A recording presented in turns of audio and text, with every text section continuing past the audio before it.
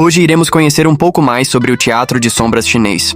Conhecido como Piyingxi, que significa drama de sombras de couro, é uma das mais antigas formas de arte teatral do mundo. Sua origem remonta à dinastia Han, 206 a.C. até 220 d.C., e está profundamente ligada a lendas e tradições chinesas. A lenda da origem. Uma das histórias mais populares sobre a origem do teatro de sombra envolve o imperador Han Wudi. Disse que o imperador ficou inconsolável após a morte de sua esposa favorita, a imperatriz Li. Um ministro de sua corte, chamado Xiao Weng, ao ver a tristeza do imperador, teve uma ideia criativa para aliviar sua dor.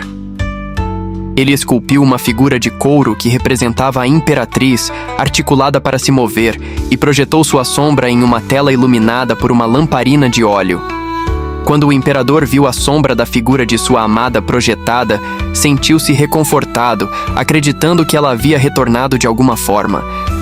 Essa exibição tornou-se o embrião do que mais tarde evoluiria para o teatro de sombra. A partir dessa lenda, o teatro de sombra se desenvolveu como uma arte popular. As figuras eram feitas de couro de animal, finamente esculpidas e pintadas, o que permitia a passagem da luz, criando sombras translúcidas e coloridas. Os manipuladores, escondidos atrás de uma tela iluminada, movimentavam as figuras usando varas finas de bambu ou madeira. As histórias encenadas no teatro de sombra geralmente eram baseadas em mitos, lendas, romances clássicos e até eventos históricos. Músicos e narradores acompanhavam as performances, usando instrumentos tradicionais e cantos para complementar a narrativa. Durante séculos, o teatro de sombra foi uma forma de entretenimento popular na China, especialmente em áreas rurais.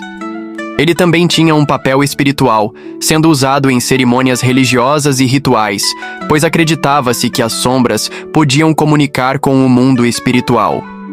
Hoje, o teatro de sombra chinês é reconhecido como uma forma de arte importante e foi incluído na lista do Patrimônio Cultural e Material da Humanidade pela Unesco em 2011. Apesar de enfrentar desafios na era moderna, ele continua a ser uma expressão vibrante da cultura chinesa, preservada e celebrada em várias partes do mundo. Agora vamos para a atividade. Primeiro, formem grupos entre 3 a 5 pessoas. Isso dependerá da história que será contada.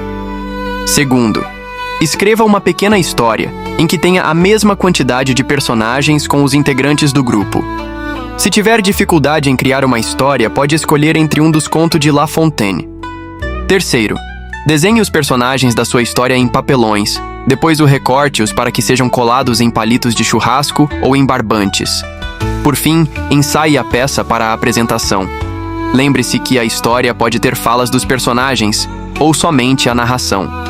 Se gostou do conteúdo, não deixe de curtir e compartilhar com os seus amigos e tenha uma boa aula!